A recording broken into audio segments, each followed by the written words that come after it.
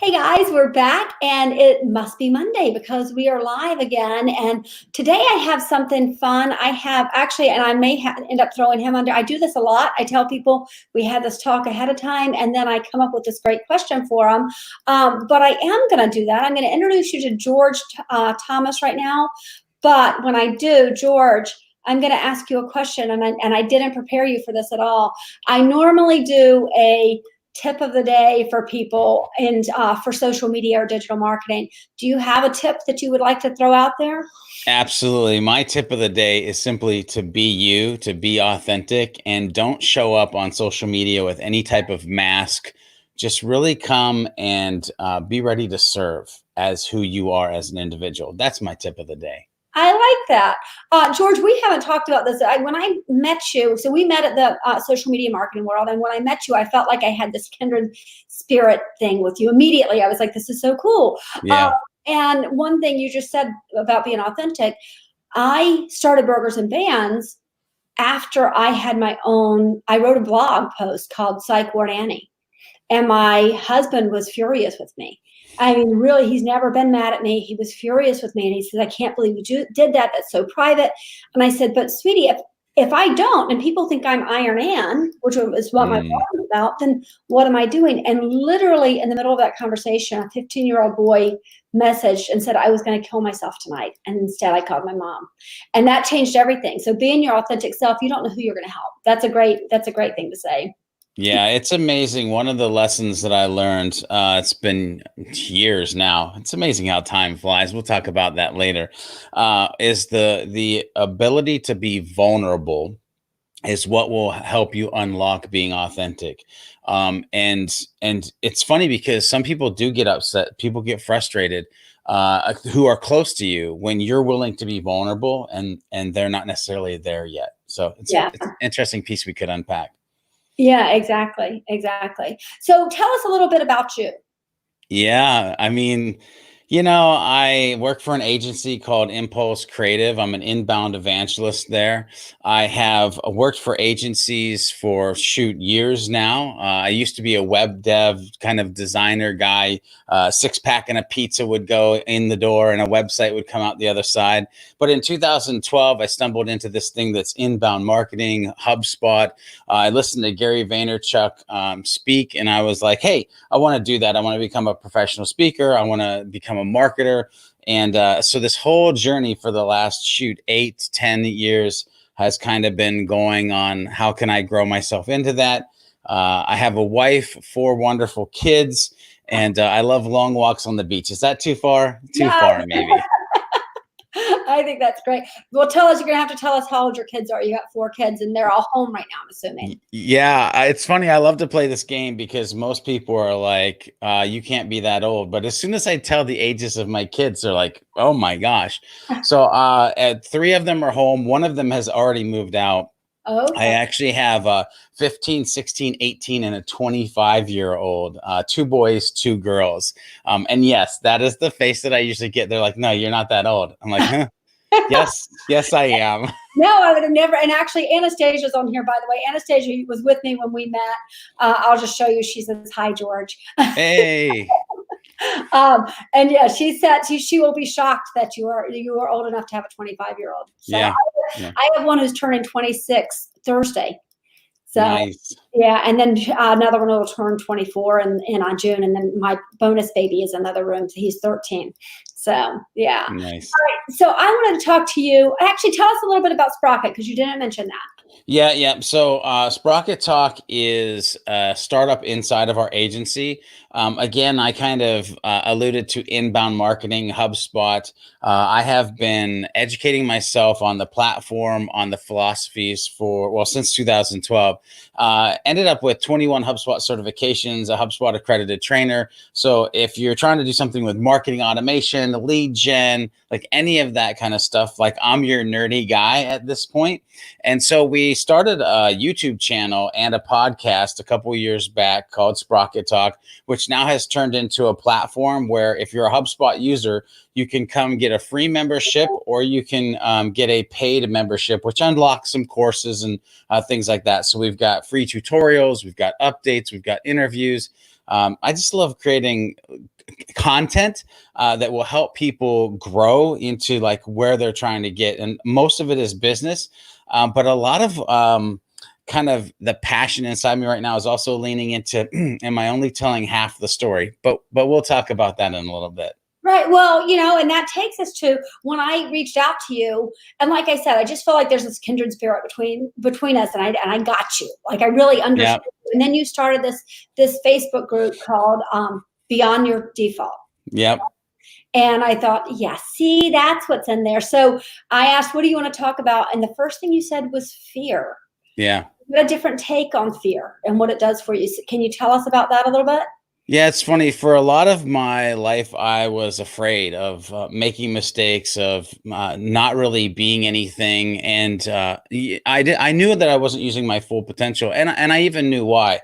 When I was 17, I actually had a math teacher he told me I'll never amount to anything.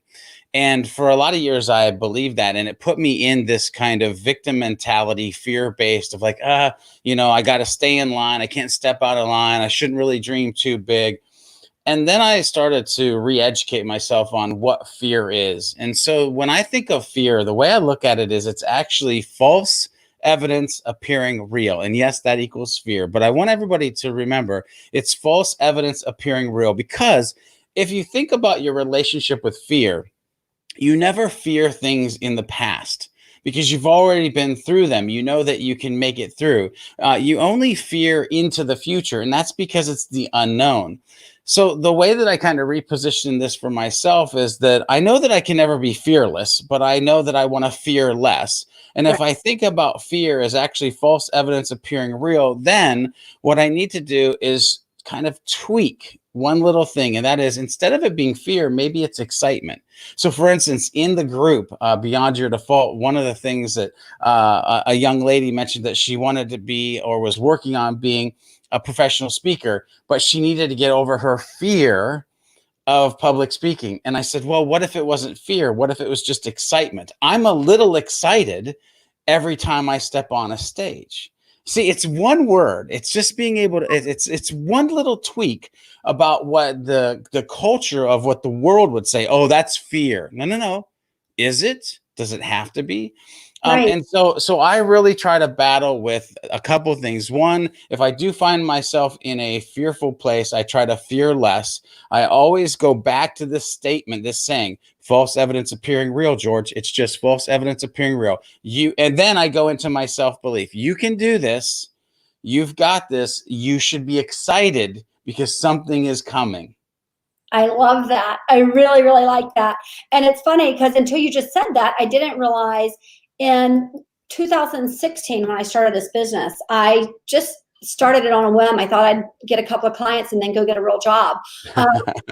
So it's been a few years and we have, employees, and it's totally different. But that first year, somebody told me about the one word. Have you heard of that? The one word? One word. Okay. So instead of having a New Year's resolution, you pick a word for your year. Right. And that year I decided to, and actually, honestly, it was because I had just gotten I'd gotten a biopsy that was not good. So I was scared. And so I said, my word is going to be fearless. I need to go into this whole year fearless. And it was so cool because yes, there were things that scared me, but there were things like I climbed down a ladder into a submarine, which is a big deal because I'm afraid of heights, and that ladder is pretty big. But I was like, no, I can't do that because I have to live with less fear. I have to be fearless. Yeah, so I love that. The other thing you wanted to talk about, and I love because people don't talk about it, and people are afraid, especially in business, to talk about it, is faith. So you have a good story about faith. Do you want to tell us? Yeah, it's funny because I always try to share a little bit of who I am. It goes back to that original thing of be authentic. And so if I authentically have faith, I can live under this assumption that you're going to get frustrated with me sharing my faith, or I can live under the assumption that I should share it and whatever happens, happens. And here's the thing. I come from this place where I didn't grow up really understanding what faith was about. I had a grandpa who went to church. We lived in a different state. Sometimes when I would visit, he would take me, and I was like, oh, this, I really didn't understand it. And then I went through a time in my life where I was like super into church and what I'll call religion, which I believe there's a huge difference between being religious and being spiritual, right? So there's this kind of like divide of, again, what everybody says something should be and what I have kind of made it in my own brain, in my own mind. But I went through this part of my life where I was like, man, Christians, they're the most hypocritical people I've ever met in my life. I just got no need to go to church. I'm done. And by the strange, like, I want to say circumstances, but there are no circumstances, I was transformed into this person who actually ended up becoming a youth pastor after that, and then an associate pastor at a church. And that led me into this whole like creative designing website for the church, using Photoshop for like PowerPoint backgrounds. And not a lot of people know that I actually started a business called Graphics for Worship, that we sold graphics and videos to churches for their worship services. So, I mean, I was like neck deep into spiritual faith. Like it was just a daily living. Right. And then I kind of transformed out of that into this agency world. And there's a whole backstory behind that. But what I realized through this process, my own process of like thinking Christians were the most hypocritical people that I had ever met, and me then becoming this like what you might call a hyper Christian, like actually behind the pulpit, like preaching the word. I'm like, okay, I'm going back out into the air quotes here, normal world. How do I want to show up? And I thought to myself, you know what I want to do is I want to be a pastor without a church. And I want to show up, and I have these things that I put in my mind. But the story of Johnny Appleseed, right? Johnny Appleseed would go around and he would just kind of throw seeds around, and he would see what would happen if they would grow. And so one of the things that I do with my faith is I don't wield it like a 2x4. I don't come at people and be like, you know, bam, hit you on the head, and like, this is how you should be, and this is what you should do. I just go around and I throw out some little seeds. And, you know, I'll say things that will lean into how people want to perceive them or not perceive them. For instance, one of my videos I did, a personal video, I actually talk about getting $20 from my father when I was younger. And I said, you see, that's my father's place. And it's my father's worry. And I said in the video, how many of you are worried about things in your life right now that's your father's worry? Now, you can either take that to be specifically just your father, like this earthly realm, or you could be like, Right. What does he mean by that, right? Or like when I first got my first speaking at Inbound, I think it was 2015. They put me on stage and they're like, hey, yeah, you're good enough. Let's see what you can do. I told a story that tied back into my faith. And again, it was just a little nugget, a little sprinkle, but I want people to realize like a big part of who I am and who they are, even though sometimes we try to turn it off, is this belief. It's belief in ourself. It's belief in the universe. It's belief in God. It's belief in something. Right. And having the faith. See, you can't really have faith if you don't have belief. And so they're very tied together. And so for me, it is about, you know, like, look, he's a good old boy. He likes Southern sweet tea. He's a man of faith. He's authentic. Like, you're going to just get who he is. That needs to be a piece of that. And what I don't want people to do that are out there that do have faith is to like hide it under a bushel. Right. Right? Like, you got to let your light shine. Yep.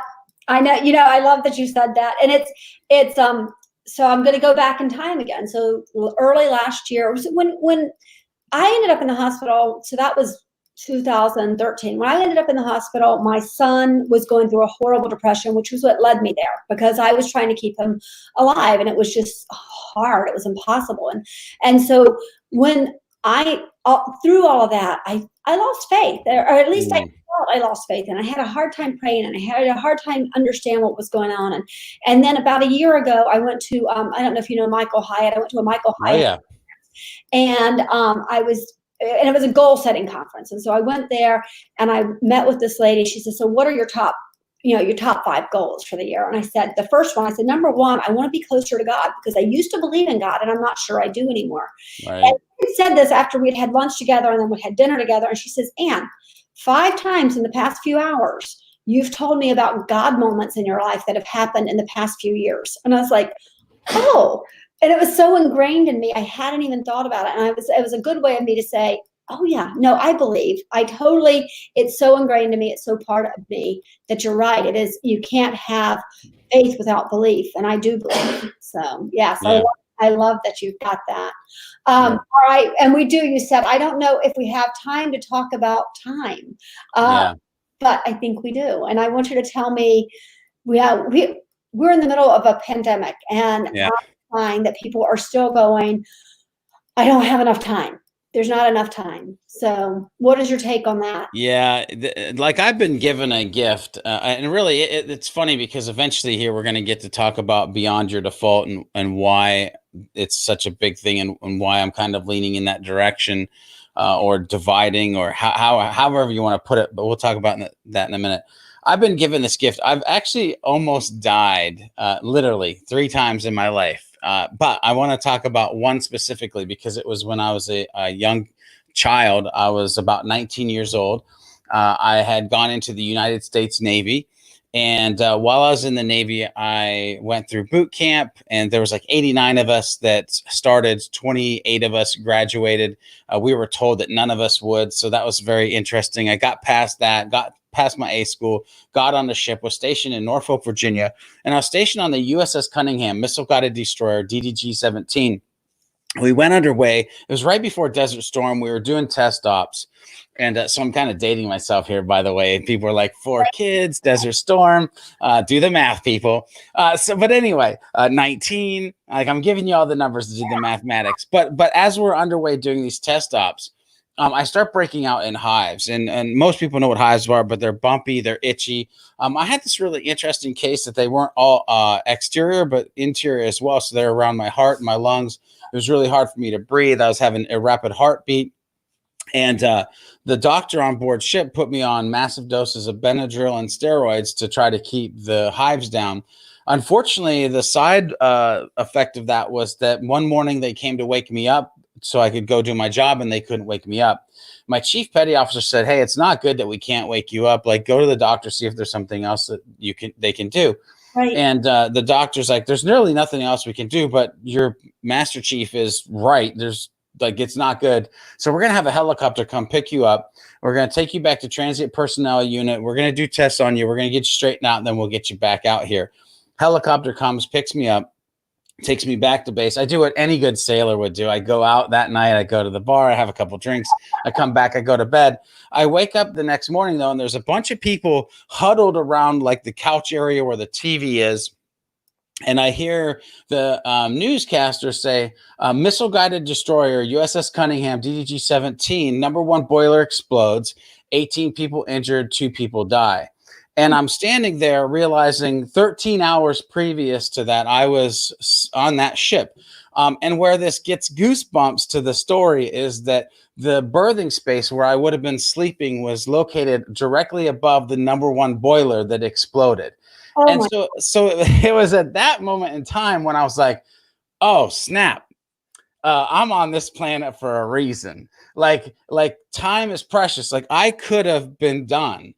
Right. And so every second of every minute of every day, I look at what could I be doing to better myself? What could I be doing to help other people grow? And it's funny, Anne, because directly after, by the way, they never figured out my hives. I got a medical honorable discharge. And as soon as I got out of the Navy, I went and worked at a Christian camp for 3 years, teaching kids how to ride horses and how to find out about Jesus, because I was like, yo, I got to pay this back because I'm still walking the planet. And that was my way to kind of pay it back. Right. And so since then, I've always had this interesting look on time. And recently I read a book. Cliff Ravenscraft actually was like, hey, you got to check out this book. It's called The Big Leap by Gay Hendrickson. And anybody watching this, I would say you got to check it out. It really talks about limiting beliefs, but there's a section in there that talks about time. And he talks about the way that we look at time. And for me, it clicked. It just totally made sense. And that is Newtonian time, meaning it's the master, we're the slave. There's never enough. It's the one thing that we always complain about, even though we don't ever think that we're a complaining type person. Oh, it went so fast. Oh, it slips by. Even there's songs, time keeps on slipping. So, like there's songs about this stuff. Like, and you're just like, oh man, I wish I had more time. Like you're complaining about it. So in the book, though, he talks about Einstein time and how we're actually the masters of time and how we can create our own time. And for me, that was just like this mind bending thing of like, yes, this is how I have felt. Like I haven't really ever felt like a master, but I know that we should master our time. And so what I want people to take away from this little story, this little section, is that A, time is precious. B, you are the master of your time. Again, it's a small tweak in the way that people are telling you how it should be or the way that you've been taught to perceive time in the world. Listen, it could be gone tomorrow. Right, right. And the only thing that you can do is what you have in the moment today. The next couple minutes, the next couple hours, like what are you doing to either help somebody else grow or to help yourself grow or to make sure that you're not going to get to that end and be like filled with regret? Right, right. Have you seen, do you follow, I don't know if you're on Twitter. Are you on Twitter? I am on Twitter. You're following Mel Gal over there? I don't think I am, but the name sounds familiar. I don't even know what she does. And I only follow her because she was a publisher for a magazine that I ended up becoming the publisher for later. But she asked a question recently and she says, and so I'm going to ask you actually, Okay. What do you want to be remembered for? Oh man. So I have this in spades. I want to be a catalyst for growth. Awesome. Which actually, I didn't set that up. You just gave it to me. And so I'm going to say, tell me about your Facebook group. Tell me about the Yeah. So here's the thing. Beyond Your Default, it started out as what I thought was going to be an idea for a book. And it's still, I do believe it is going to be the book that I birth once I get past my own limiting beliefs on writing and getting it in place. But what has happened is I feel like I'm doing the world a disservice because for the last 10 to 12 years, it has been focused on business. And not that business is bad, business is great. And not that you can't help people grow through teaching about business, because I have been this catalyst for growth when it comes to, again, marketing automation, lead gen, HubSpot, all the nerdy sales, marketing, video, all the nerdy business side of things that I've been doing. But I really feel like, again, it's been a disservice because it's only half of the story. I can talk about consistency and talk about content and talk about all those things, but they really don't make any sense unless you are focused on how can you live a life beyond your default, beyond what you have accepted, beyond what everybody has told you that it could be. How can I do these things and not teach about passion or purpose? How can I go through the rest of my life and not talk about imposter syndrome or fear or faith or these things that are the root base of what has made me me? I've been given a gift of a bunch of different stories that have made me who I am, and they make me think in a different way. And so the Beyond Your Default is really my leaning into, okay, I'm going to have this business side, impulse creative, sprocket talk that's going to be a catalyst for growth on the business side. But I know that there are people that need to hear inspiring, motivational, foundational, life-changing pieces of information that God has given me through this journey that I've had of almost 50 years. If you're doing the math, almost 50 years, right? And so when I was a young buck, I used to be like, you just need to be quiet and live life. And now I woke up, a little over a year ago and said, man, if I don't start talking about some of these things now, I might not get a chance. Like I better get busy. And so Beyond Your Default, the Facebook group, is my leaning in and kind of teasing out and helping people with some of these as I start to think about, okay, in the future, what videos could I make? What course could I maybe come out that would help people? You know, what mastermind group eventually would maybe come out? I don't know. Like, I don't know any of that, but I know the group is the first step into the waters of this professional and personal side of me, George B. Thomas, and being a catalyst for growth for those who I interact with or help online and off. I love that. I have to tell you something because I just had a moment. You've said all of this, and I don't know if you know what we do with the money from Burgers and Bands, but we give it to schools and we ask them what they want. Right? What do you need? Because each school is different. A school in Baltimore may need a washer and dryer for mental health because kids come to school with dirty clothes, right? Yep. And then they feel bad about themselves, and that's a plus. But some kids need something else. And it just occurred to me while you're talking, we talk about this self-growth and this self-awareness and all of this. And you said the imposter syndrome. My son tried out for Blues Alley Youth Orchestra last year, and he made it, which is awesome. Mm. Before the auditions were tapes. You had to create, I think, 8 different tapes. And he's like, I can't do it. I'm not good enough. I can't. And we talk about imposter syndrome, right? But we don't do that with our children. We don't teach them that. So actually, not to throw something else on your plate, but you've got this history with, first of all, you got 4 kids. You've got this history with the youth groups. I think this is something bigger than you even know it is, because I think most of us need it, and most of us don't understand that we even need it. Yeah, it's funny because so since I was a young kid, I've always felt destined that I was going to do something great. And I say that humbly, by the way, because one of the things that I have on lockdown is what I'll call my daily compass. And that is, I have 4 words. You talked about 1 word earlier, but I have 4 words that I live. Like, I wake up in the morning, I go to bed at night, and I even say in my videos, and that is, I'm a happy, helpful, humble human. That's my goal each and every day: to be happy, to be helpful, to be humble, and just to be human, be normal, be authentic, be myself, show up as me. Right. And so when I was a kid, I was like, man, I really feel like I'm destined for greatness. And I've had this whole road that has led me to where I'm at now. And from the outside looking in, people are like, wow, man, you're like the HubSpot guru guy, and you're like speaking at Inbound, and you're like emceeing social media marketing world. And they're like, you've arrived. Right. And I'm sitting here going, I think I've only just begun. Yeah. Yeah. So when you said to me, why in the world start something else? I mean, you're so busy. You're so busy. So, and your answer, I guess, what is your answer? My answer for this, why would I spend more time doing this, is because it ties back to my original thing where I was told that I would never amount to anything. And I understand the pain that caused, and I understand the amount of years that I wasted for my own life. And I realized how good it felt when I finally realized I am good enough. I am enough. I can achieve these things that I want to do. And I just want to pay that forward to as many people as possible. So if it's, being the best that I can on the professional side, and that's what does it, great.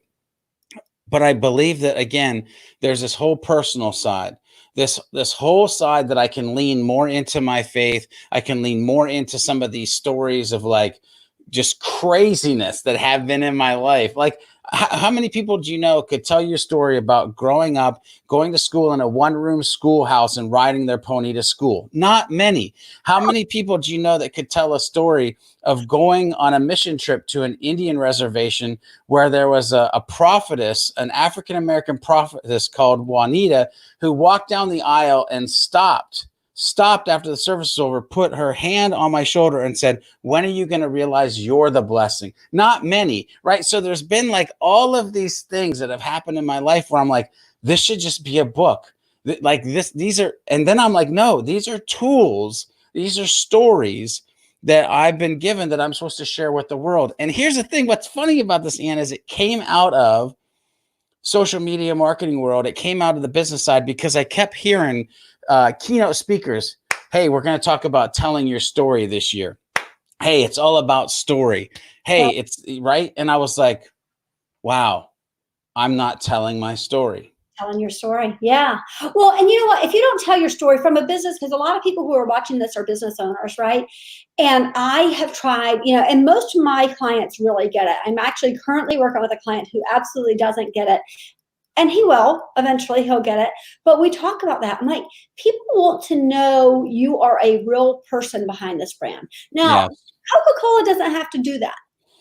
And actually they have to work harder, right? Because they have to create something totally different. You're a person who has created a brand. It's like you're a superhero, right? You've created this whole thing out of nothing, out of an idea that was in your head. So how amazing is that? So people can live further than they know they can. And I love that you're doing this. When you're on the stage, it is really cool to see you up there because you do have this energy that is out of this world. Yeah. I asked you a question and I will ask you again so other people, but I said, I really think you're an extrovert. And so how are you handling this time, or what are your tips? But you said, yeah, it's funny. I said, actually, I'm a hermit. Like I could be a hermit. Like I don't mind staying at home. And I love what you kind of, as we were talking about this before we got started, like when I'm on stage, I want everybody to know that my goal, it has nothing to do with me. And it has, again, everything to do with the audience. I realize that they deserve and expect the best experience ever. So if I'm going to be a light unto the world, then this is my time to shine. Get up on stage, make people happy, make people laugh, be that happy, helpful, humble human. Raw, like take their energy and like to give it right back to them, right? But when I'm done, I got nothing wrong with going back to my room and, like you said, recharging the batteries. I got nothing wrong with, during this crazy time that we live in, actually staying at home and being like, okay, like I guess I'm getting like a supercharge right now, because when this is all done and we go back out, like I'm just going to expend like mad energy. And so it's a little bit of a mix of like introvert, extrovert. I almost feel like what's interesting actually, Ann, is I'll share another story because this is coming to my mind and I'm just going to share it in the moment. I've always been able to, in my life, kind of change into what the world or what life needed me to be in that moment. And I always thought that was a negative thing until I read Michael Port's book, Steal the Show. And Michael Port talked about how the chameleon changes colors authentically. If they need to be red, they're authentically changing to red. If they need to be gray, they're authentically changing to gray. And there was something that clicked in my mind, and I'm like, oh, I'm not actually being fake. I'm being who I should be and who I can be by the power of who I am in those moments. And so I feel like, as you ask me this question, I'm kind of answering it, like I'm just embracing my inner chameleon, meaning if I need to be an introvert and I need to recharge my batteries and I just need to sit and relax, I can become that. But if you say, hey, we want you to come MC or we want you to come keynote, I can say, man, I'm going to, in the inner chameleon is going to turn on the energy, going to turn on the light and be that in that moment. That is great. Actually, I am when you're a keynote, the next time you get to be a keynote, I want to see it. Because I love you at social media marketing world, but we only get a few minutes of you, Right.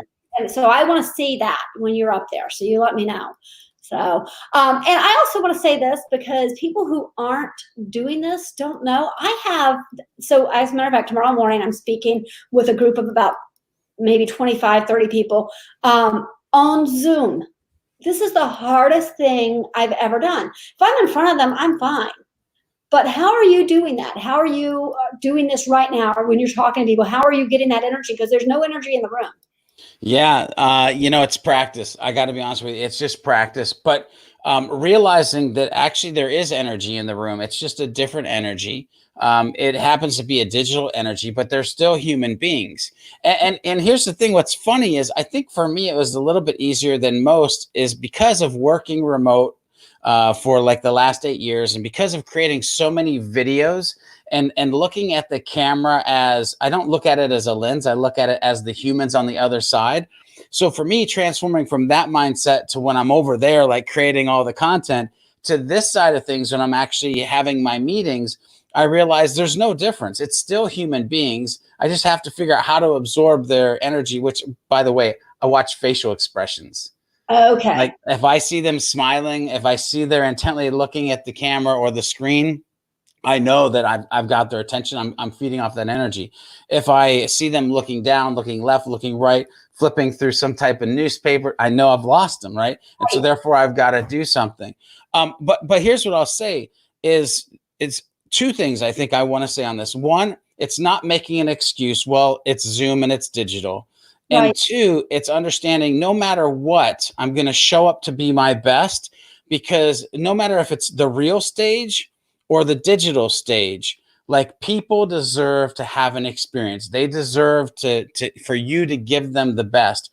And so on my meetings, like that's what I do. I show up, I make them laugh, we have fun, and we learn, right? It's this whole kind of educational, entertaining, like mix that we try to put together. That's great. That is awesome. All right. So tell us how we get in touch with you. Yeah. So obviously you could go to the Beyond Your Default group. You can go to Impulse Creative. My email is george@impulsecreative.com. That's any of the, like, we need a website, we need marketing, we need sales, any of that business side help. But if you want to get to know me a little bit better, or just kind of follow along on socials, on Facebook, it's Mr. George B. Thomas. On Twitter, Instagram, and LinkedIn, it's just George B. Thomas. Any of those. And obviously, if you're looking for somebody to speak in an event or MC, or heck, a youth group or a church, or like whatever, because there is the business and the motivational, inspirational type talks, you could go to georgebthomas.com as well. Awesome. That is wonderful. So I am so excited. When I called Anastasia, she was going to come on here so she could just say hi, but she didn't. But when I told her I was having you on, she's like, oh, I love him. I appreciate that. You've got a special heart. And it comes off not just when you're on the stage, but when you see you to the side, when you held my sign last year, you are not alone, and you were just so willing and happy, not willing, happy to do it. And that made me. So thank you for that. Tomorrow, let me think. Who do we have tomorrow? We have John Maggio tomorrow. He's the author of Success with Local Networking. I always say, it's actually, I wrote it wrong anyway. It is Success with Local Marketing. Sorry, John. John has a networking group. He has a marketing company actually in my town. So he is a competitor of mine, but we're also just great friends. And he's going to come on and talk a little bit about how to network in this area, and to bring the two together, your social marketing and your real life networking. So that's what we're going to talk about. George, thank you so much for coming on. I really, really appreciate it. Thank you. You have a good day. Thanks. You too.